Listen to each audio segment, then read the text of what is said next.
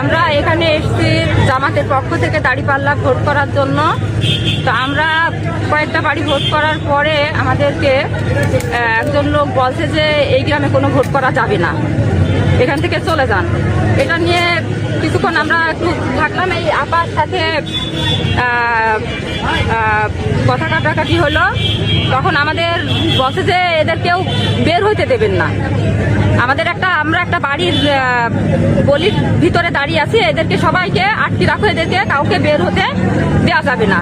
তো তখন আমরা ওইখানে অনেকক্ষণ থাকলাম। থাকার পরে আমাদেরকে বলছে যে জ্ঞানজাম চলছে, ভাইদের কিছু জামাতের সমর্থক দু একজন ভাই আসলো, তাদের সাথে জ্ঞানজাম চলছে, কেন ভোট করতে আসবে অন্য জেলার মানুষ, আমাদের সবার এই চুয়াডাঙ্গা জেলাতেই বাড়ি। তো একজন তখন বসে পুলিশ ডাকবো, এখানে ভোট করা যাবে না, কেন এসেছে আমাদেরকে বসে কোরআন হাতে নিয়ে এসেছে। আপনারা বিকাশ নাম্বার চাচ্ছেন? না না না, এটা সম্পূর্ণ ভুল কথা। আমাদের কেউ বিকাশ নাম্বারও আমরা দিতে চাইনি, আমাদের কাছে কোরআনও নেই।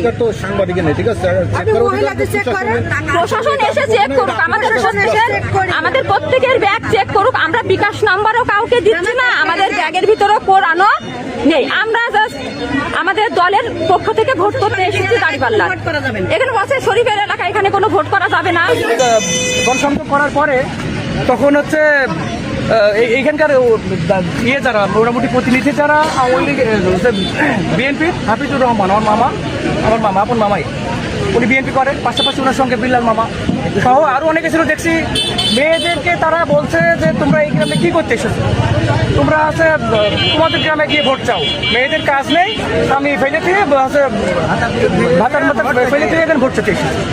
এরপরে আমি যখন পৌঁছালাম এসে দেখছি হট্টগোল মতো শুরু হয়ে গেছে। আমি তখন জিজ্ঞেস করলাম, দূর থেকে বলছি যে আপনারা কেউ যাবেন না, মেয়েরা আপনারা কেউ যাবেন না, ভোট চাওয়ার অধিকার সবার রয়েছে, আপনাদেরকে থাকেন। তখন মামা আমার দিকে ছুটে এসেছে। যে ভাষা প্রয়োগ করেছে ওইটা হয়তো ভিডিওতে আপনারা পাবেন, এর আগে যে ভিডিওটা দেখা দিয়েছে, বাচ্চারা বলতে চাচ্ছে না। তারপরে